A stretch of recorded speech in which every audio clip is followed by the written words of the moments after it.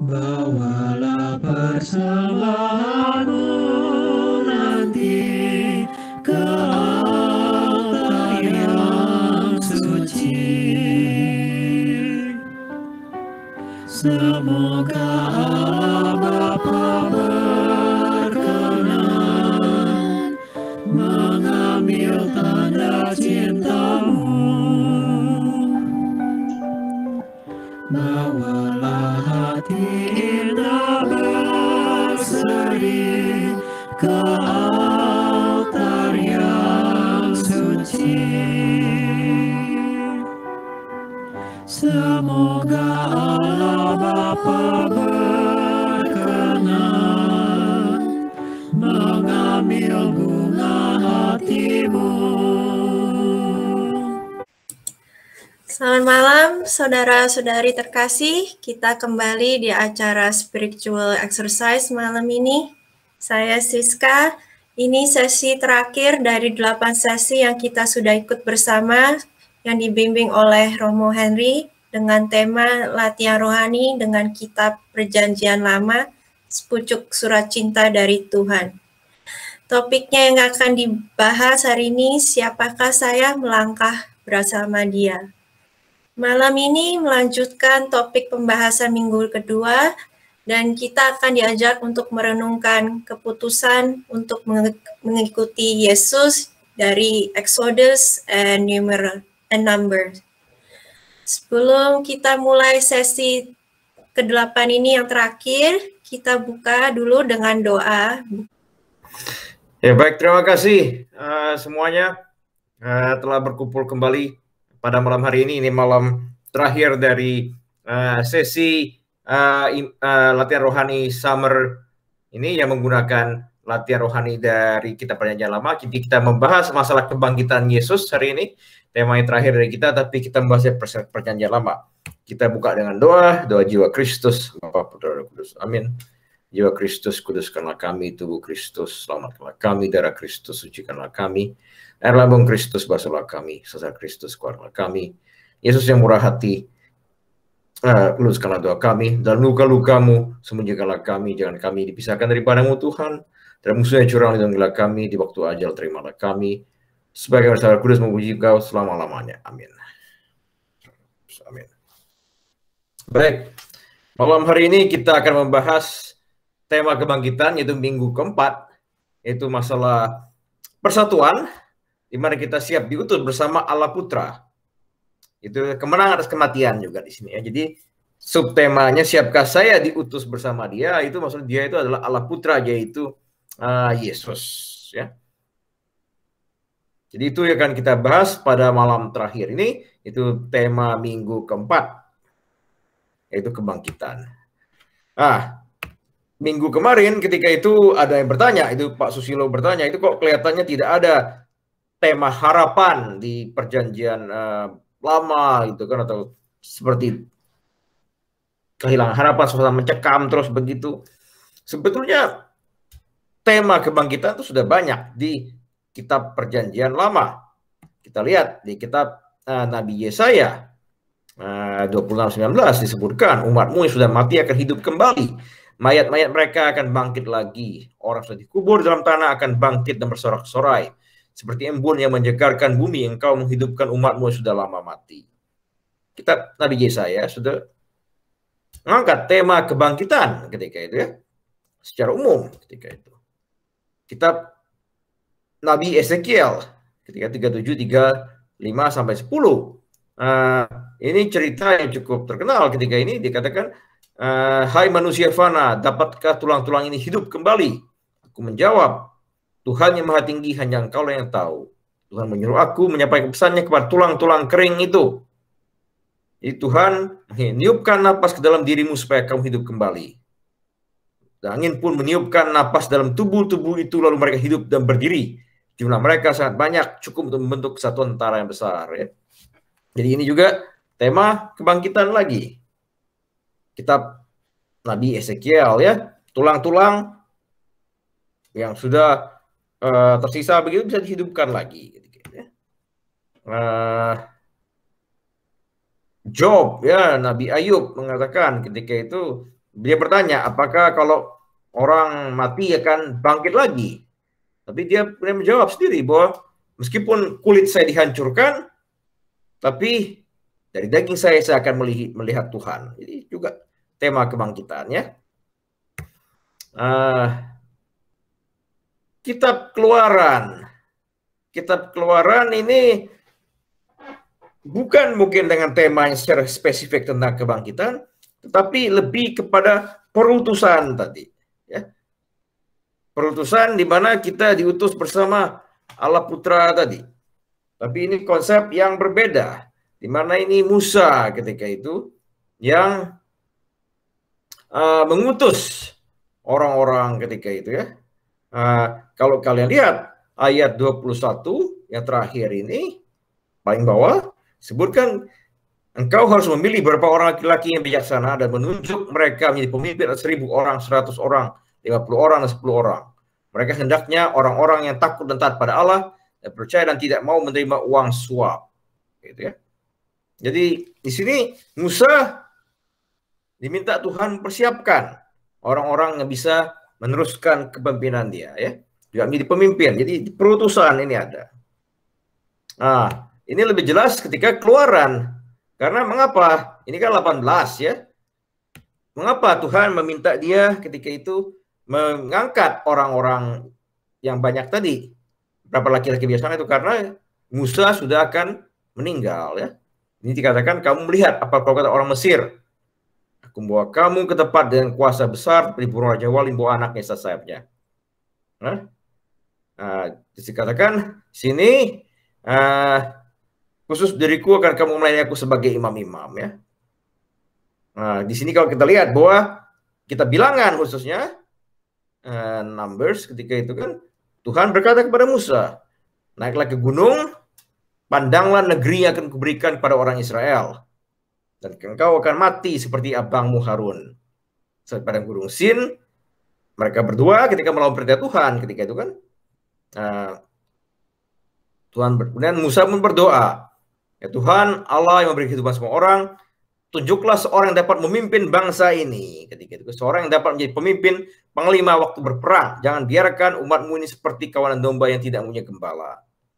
Pada Tuhan pada Musa, panggillah Yosua anak Nun, yang seorang yang cakap, letakkanlah tanganmu ke atas kepalanya. Jadi perutusan, konsep perutusan itu ada di sini ya.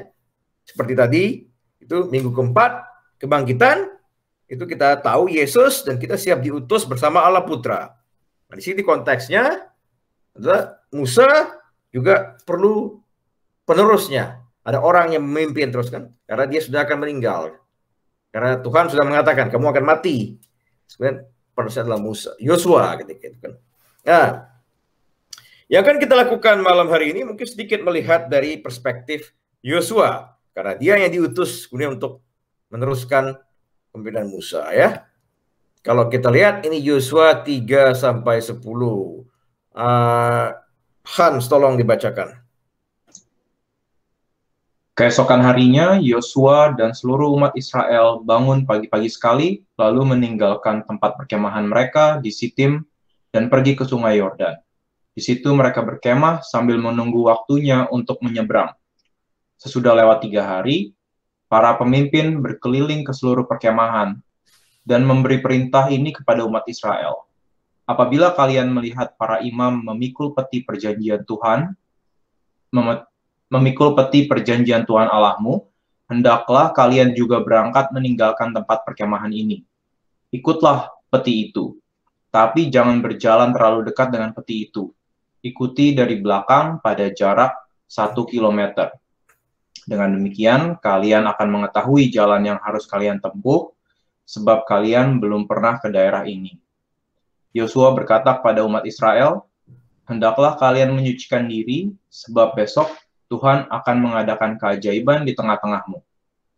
Lalu Yosua memerintahkan para imam supaya mengangkat peti perjanjian itu, lalu berangkat mendahului umat Israel. Mereka pun melaksanakan perintah Yosua. Tuhan berkata kepada Yosua, mulai hari ini, engkau akan kujadikan orang besar sehingga seluruh umat Israel menghormatimu dan menyadari bahwa aku mendampingimu seperti aku mendampingi Musa. Sekarang, perintahkanlah para imam yang memikul peti perjanjian itu supaya sesampainya mereka di sungai, mereka masuk ke dalam air sungai itu dan berdiri di dekat tepinya. Lalu Yosua memanggil orang-orang Israel dan berkata, "Mari dengarkan apa yang diperintahkan Tuhan Allahmu kepadaku. Apabila kalian maju nanti, Tuhan pasti mengusir orang Kanaan, Het, Hewi, Feris, Girgasi, Amori, dan Yebus. Dan pada waktu peti perjanjian Tuhan semesta alam menyeberangi Yordan mendahului kalian, kalian akan melihat bahwa Allah yang hidup ada di tengah-tengah kalian."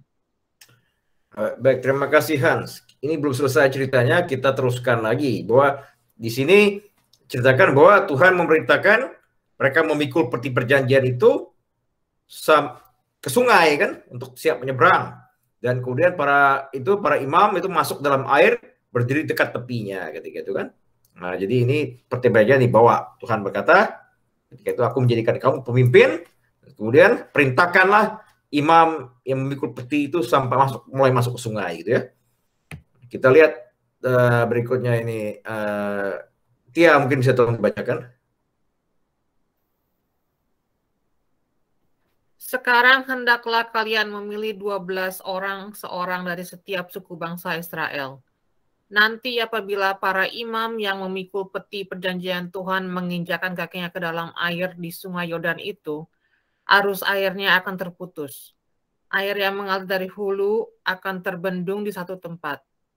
Pada waktu itu sedang musim panen, dan sebagaimana biasanya air sungai Yordan meluap. Ketika orang Israel meninggalkan perkemahan mereka untuk menyeberangi sungai Yordan, para imam berjalan lebih dahulu sebagai membawa peti perjanjian. Dan sewaktu imam-imam itu menginjakkan kakinya ke dalam air sungai, seketika itu juga arus sungai itu terputus. Jauh di bagian hulu sungai, airnya terkumpul di Adam, sebuah kota yang terletak di sebelah kota Sartan. Air di bagian hilir yang mengalir ke Laut Mati terputus sama sekali, sehingga umat Israel dapat menyeberang di atas tanah kering berhadapan dengan kota Yeriko. Para imam yang memikul peti perjanjian itu tetap berdiri di tengah-tengah sungai sampai seluruh umat Israel tiba di seberang. Ya, terima kasih Tia. Jadi kalau kalian lihat baca cerita ini kurang lebih sama ini seperti cerita orang Israel menyeberang Laut Merah ketika itu kan, cuma kali ini agak berbeda. Mereka menyeberang ini masuk ke Yeriko ketika itu kan. Tapi di sini kurang lebih sama ceritanya bahwa mereka membawa peti, tapi kali ini kan air sungai itu meluap ketika itu karena musim panen. Tapi ketika imam-imam menjaga kakinya, air sungai itu terputus kan.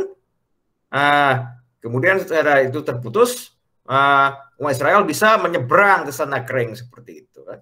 Jadi di sini juga ini perlambang tentang kebangkitan tadi, resurrection, harapan ketika itu kan, bahwa air sungai yang meluap itu bisa mereda akhirnya begitu, orang-orang bisa menyeberang. Jadi ini ada sebuah harapan baru di situ, bahwa karena kebangkitan Yesus juga begitu kan. Jadi dari kegelapan begitu, tapi kemudian ada sebuah harapan baru karena Yesus telah bangkit seperti itu. Tapi di sini dengan perlambangnya air, ketika itu kan air sungai yang meluap, tapi kemudian terputus ketika para imam itu menginjakkan kaki dalam air begitu kan.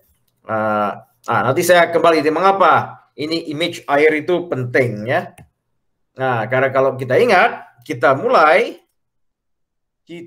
meditasi ini 8 minggu yang lalu ketika itu sekitar bulan awal Agustus ya. Kita mulai dengan membayangkan perjalanan hidup kita 1 tahun terakhir, perjalanan iman kita itu sebagai sungai ketika itu, sebagai air ketika itu kan, sungai yang ada seperti arung jeram atau sungai airnya butak segala macam seperti itu, atau sebagai waterfall. Itu kita mulai seperti itu. Sekarang ini kita membayangkan kebangkitan Yesus itu juga dengan image air ya, tapi water of life, air kehidupan yang hadir di berbagai macam tempat seperti itu ya. Jadi itu image yang akan kita pakai, juga kita akan menggunakan cerita dari Yosua tadi. Ya. Nah, ini sekedar gambar saja bahwa that's the water ketika itu kan, that's water of life everywhere. Di doa nanti kita akan minta supaya ada rahmat, kita bisa itu melihat Yesus yang bangkit itu. Nah, kebangkitan Yesus itu bisa menjadi sumber utama kita bagi harapan baru kita ya. Jadi dari kematian ke kehidupan yang baru, hubungan yang baru di situ. Biarlah kemudian Yesus yang bangkit juga menyentuh kita semua. Seperti itu. Jadi itu yang akan kita coba meditasikan pada malam hari ini di kesempatan yang terakhir ini. Terus kita tutup dengan kolokwi. Itu kita berbicara dengan Yesus yang baru bangkit. Ketika itu juga dengan Maria. Ya juga ketika itu melihat Yesus, Bunda Maria tentunya, bukan Maria Magdalena. Maria Magdalena juga iya, tapi kita tidak akan kolokwi ke dia. Kalau masih ingat, pernah dengan saya dulu itu retreat online pertama ketika Paskah, kita juga ada ketika itu melakukan meditasi, di mana ketika itu Yesus pertama kali muncul ke Maria sebagai ibunya. Nah, itu kali itu kita akan kolokwi saja kali ini. Jadi kurang lebih seperti itu apa yang akan coba kita lakukan pada malam hari ini. Jadi mungkin panitia bisa siap-siap untuk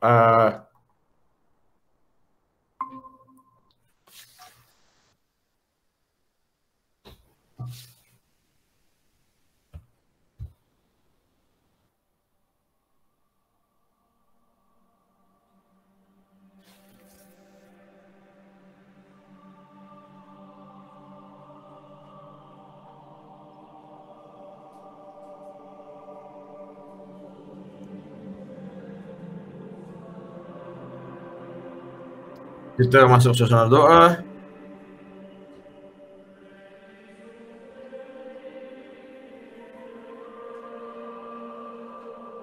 Kita mohon rahmat agar bisa merasakan kebangkitan Yesus. Dan kita siap diutus bersama Yesus sebagai Allah.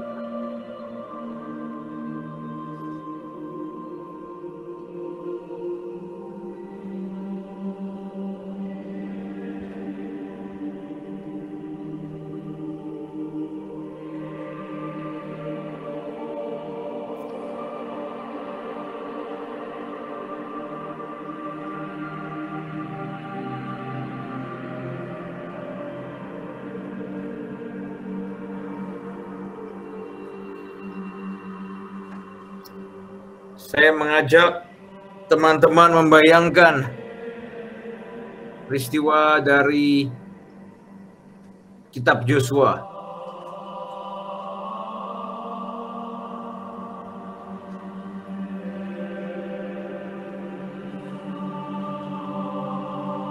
Kita membayangkan sekarang Yosua dan orang-orang Israel bangun pagi-pagi sekali di perkemahan mereka.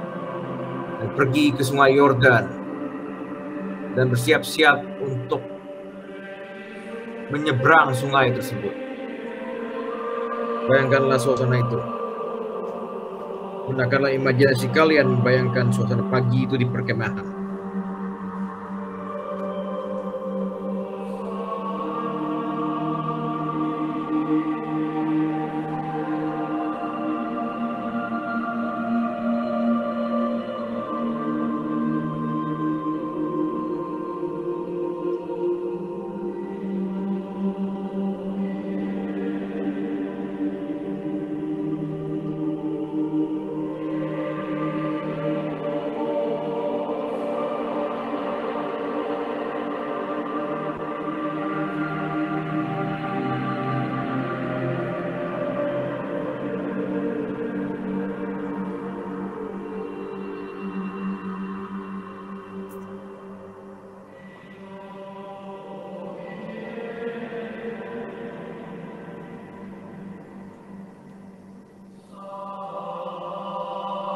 Karena bayangkanlah suasana sungai tersebut yang airnya meluap karena musim panen. Sungai yang bergelora airnya, yang mengalir deras. Bayangkanlah suasana sungai tersebut.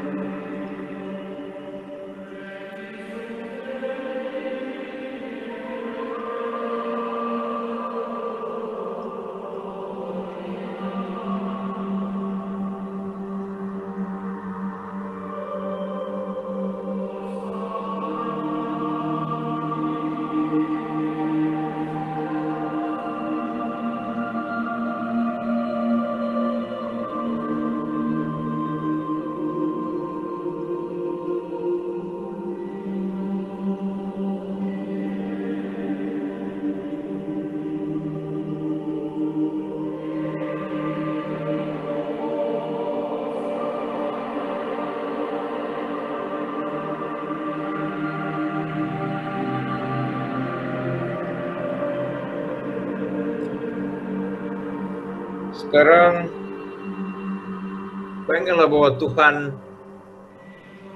berbicara kepada Joshua bahwa dia jangan takut karena Tuhan akan menampingi dia seperti Tuhan menampingi Musa.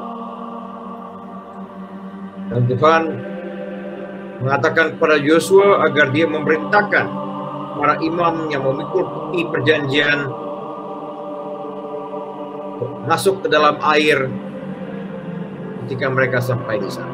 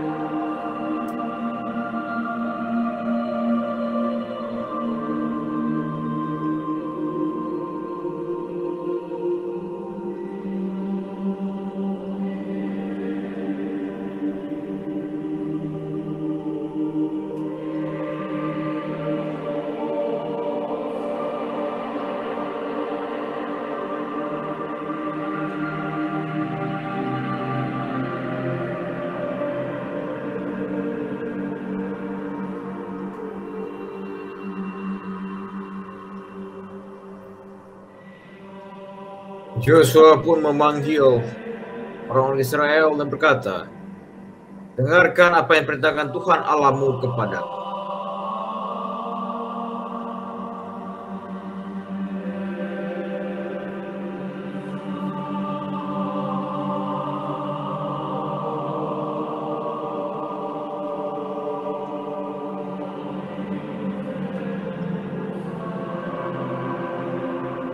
Sekarang kita bayangkan para imam itu pun menginjakkan kakinya dalam air di sungai Yordan itu. Menjalankan apa yang diperintahkan oleh Tuhan kepada Joshua.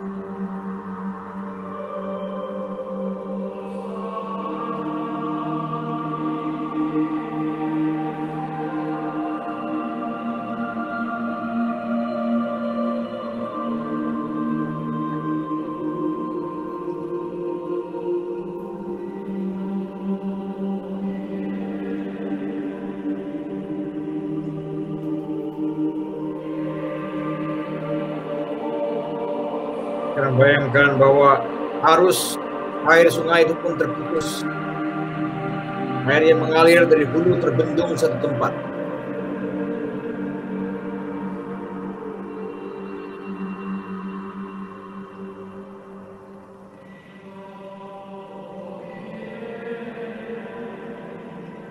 Lihatlah para imam yang berjalan terlebih dahulu membawa peti perjanjian. Ketika mereka menginjakkan kakinya dalam sungai, segitu juga air sungai terputus. Bayangkanlah kejadian itu.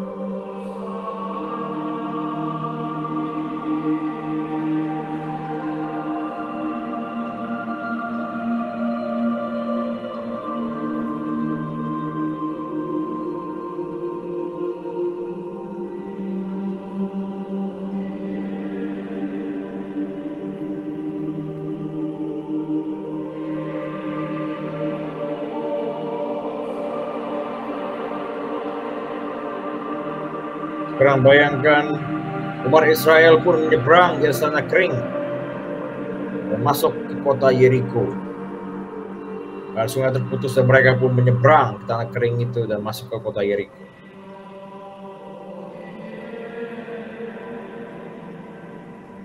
Mungkin kalian berada di antara rombongan orang-orang itu. Dan mungkin kalian juga berada di rombongan para imam. Tetap berdiri di belakang, di tengah-tengah sungai. Sampai seluruh umat Israel pun tiba di seberang.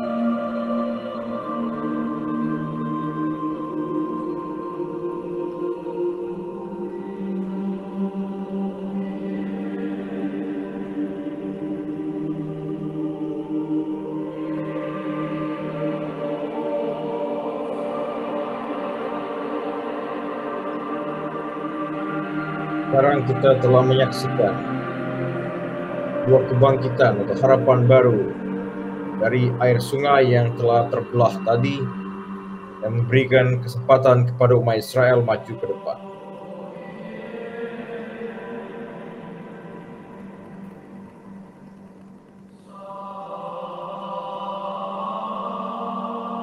Sekarang kita pun membayangkan air. Air yang menjadi sumber kehidupan baru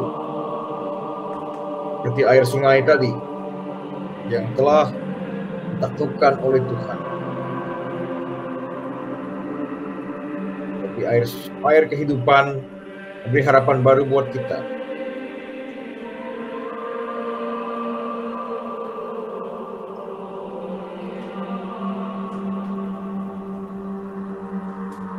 Kita bisa melihat mungkin air sungai ada dekat kita, atau mungkin air yang melimpah di lautan.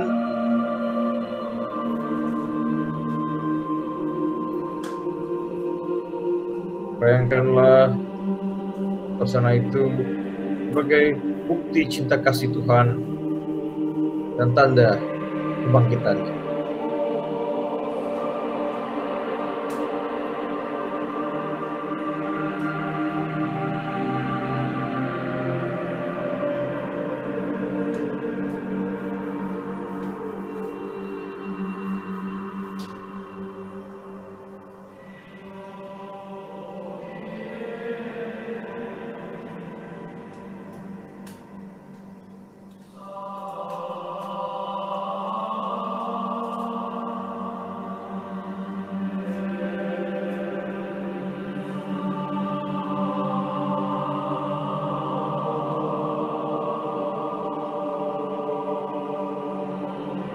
Kita membayangkan air terjun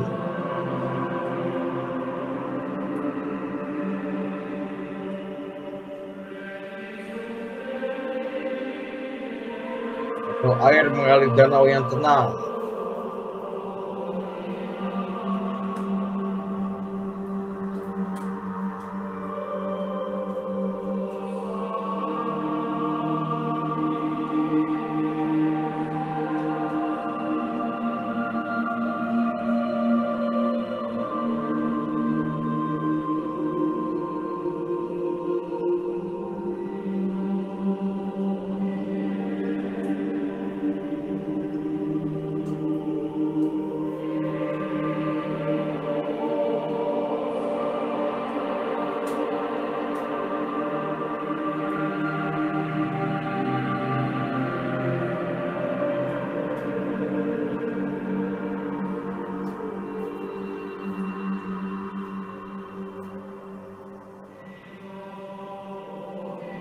Dan kita melihat mungkin air di rumah kita, air mungkin di dapur, atau air yang kita mandi, atau air untuk menyiram tanaman. Bayangkanlah kehadiran air tersebut dalam kehidupan kita.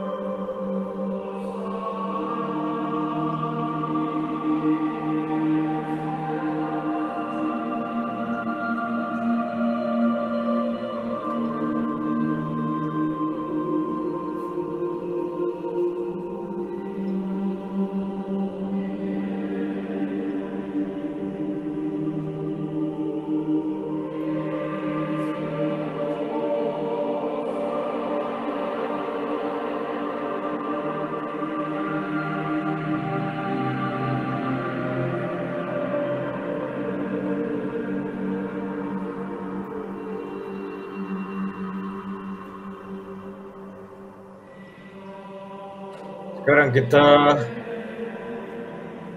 bertanya pada diri sendiri, apakah kita bisa merasakan lebih gembira kebangkitan Yesus melalui air kehidupan yang kita temukan dalam keseharian kita, atau air kehidupan yang mungkin kita lihat di tempat lain. Apakah kita bisa merasakan kebangkitan Yesus, Yesus yang bangkit hadir di situ.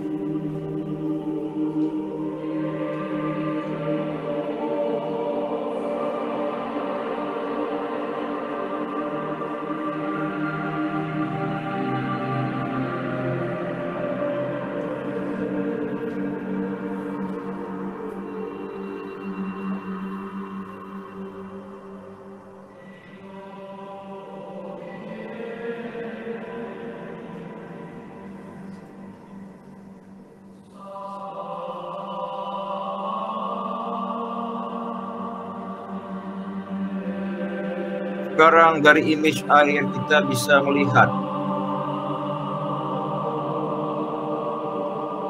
bagaimana Yesus yang telah bangkit menemui kita dalam kehidupan kita.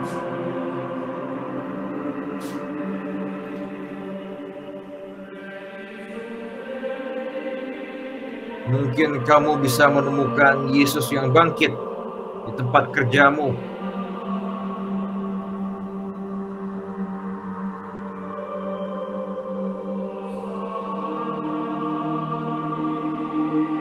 Mungkin engkau menemukan Yesus yang bangkit tengah orang-orang yang kalian cintai.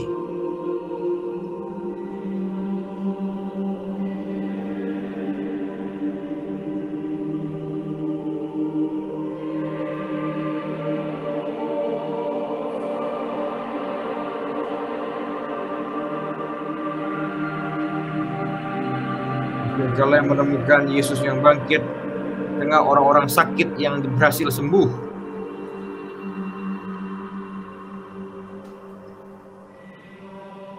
Refleksikanlah di mana kalian bertemu dengan Yesus yang bangkit dalam kehidupan kalian.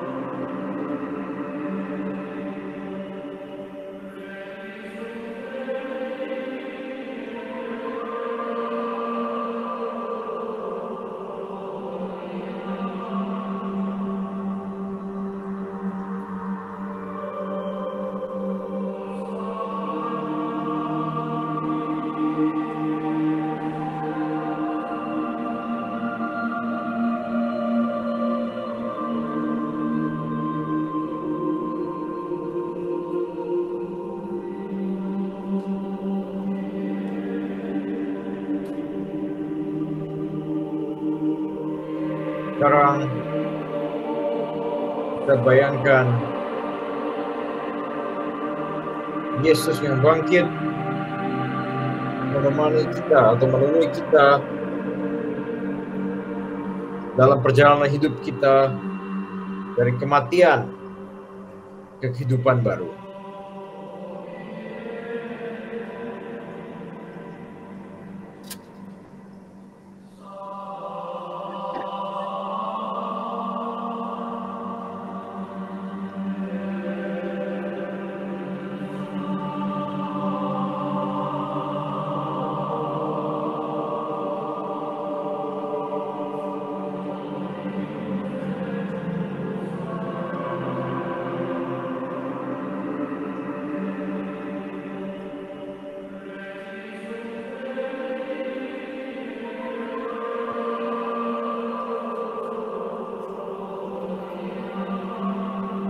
Kita menemukan Yesus yang bangkit ketika kita bangkit dari situasi ekonomi yang terpuruk.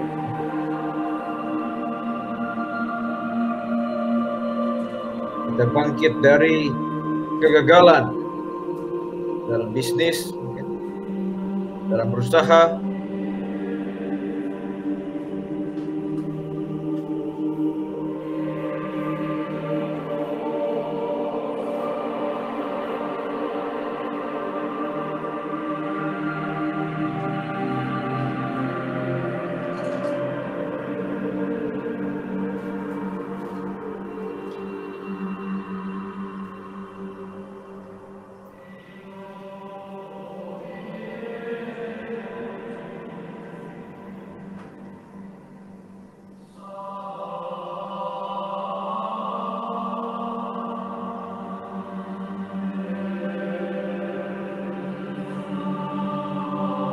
Kita menemukan Yesus yang bangkit dalam hubungan yang rusak tapi diperbaiki kembali. Kita merasa dikhianati, ditipu, tapi mungkin terjadi rekonsiliasi. Hubungan yang sudah membeku akhirnya pun mencair. Kita bisa melihat Yesus yang bangkit di situ.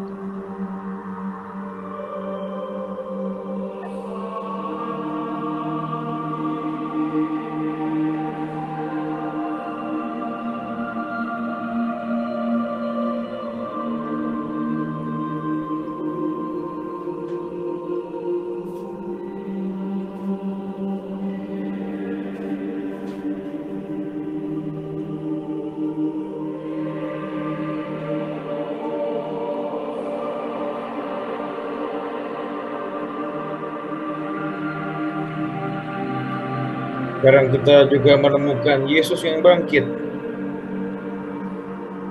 Mungkin dari orang-orang yang kembali ke gereja. Orang yang sudah hilang iman tapi pun kembali ke gereja dan melihat bahwa gereja adalah kebenaran.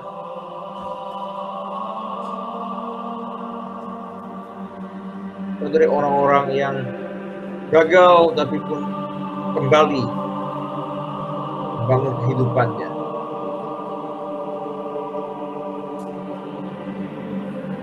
Dari pengalaman kita sendiri, bangkit bersama Yesus, kembali ke gereja untuk membangun kehidupan kita.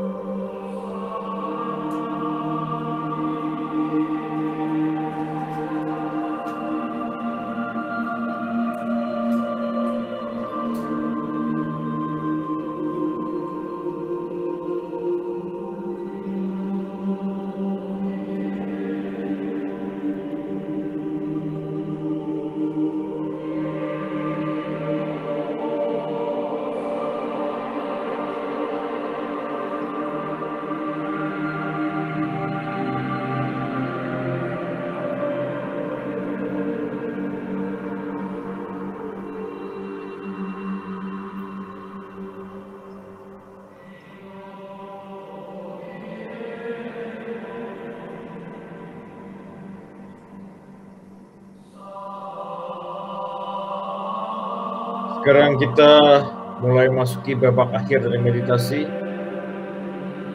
Kita bayangkan bahwa kita bertemu dengan Yesus yang telah bangkit tersebut. Bayangkanlah Yesus bangkit dengan penuh kemuliaannya.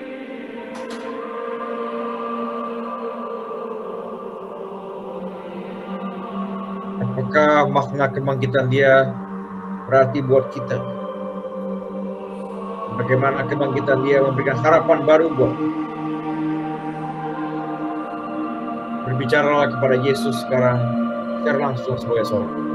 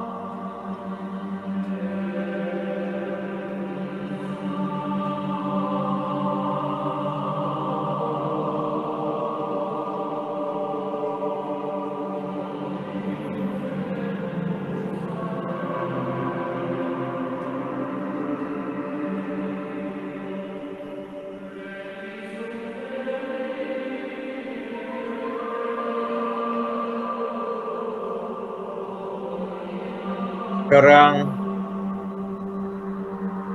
bicaralah kepada Yesus. Apakah kamu siap diutus bersama dia, bersama Yesus yang bangkit untuk melanjutkan misinya?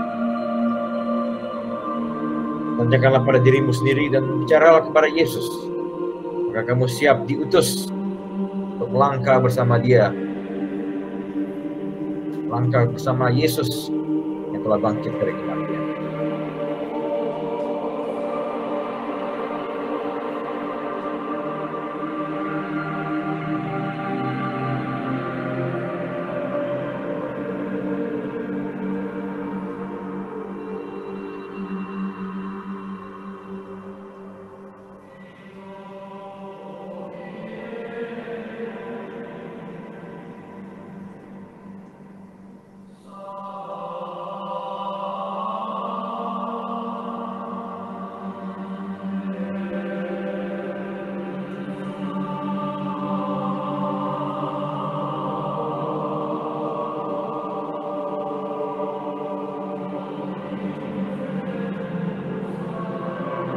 Sekarang kita bayangkan kita bertemu dengan Bunda Maria sekarang.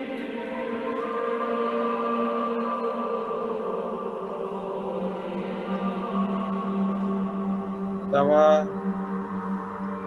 dengarkanlah pengalaman Bunda Maria ketika dia bertemu kembali dengan putranya yang telah bangkit.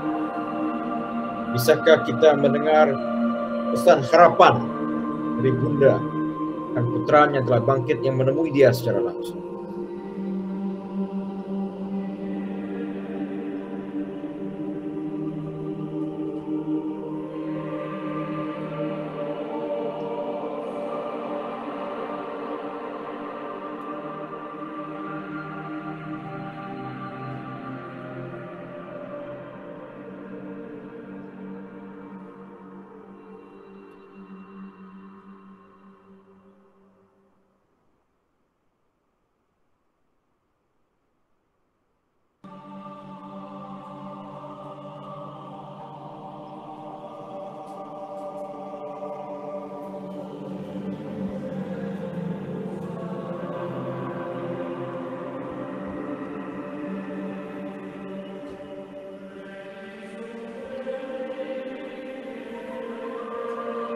Sekarang bicaralah kepada Bunda tentang harapan kamu sendiri akan kebangkitan ini. dalam kehidupan. Harapan baru apa yang kamu ingin lihat? Kamu ingin merasakan kebangkitan dalam kehidupanmu. Sesuatu yang mungkin kamu ingin bangkit dari kematian dalam kehidupan. Apapun itu, bicaralah dengan ketegasan.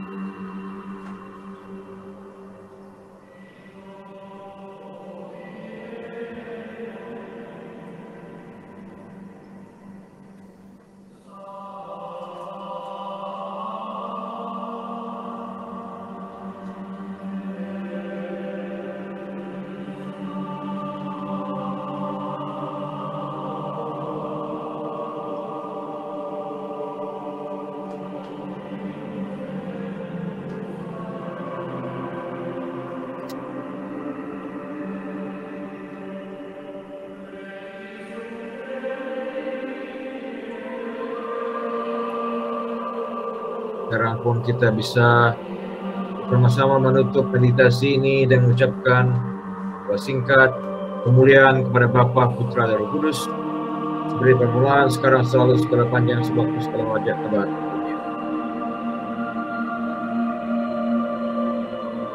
Kita bisa perlahan-lahan untuk kembali ke suasana normal, buka mata, siap masuk ke sesi sharing.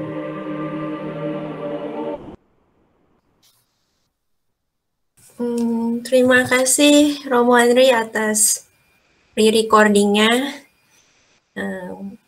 untuk acara meditasi ini dengan topik siapakah saya melangkah bersama Dia. Sebelum kita mulai dengan sharing session, ada berapa pengumuman? Tolong Tia. Sumbangan kasih. Kalau saudara-saudari bisa support acara spiritual exercise ini, Anda bisa ngasih sumbangan melalui cek ke Marcella Raharjo atau melalui Zelle.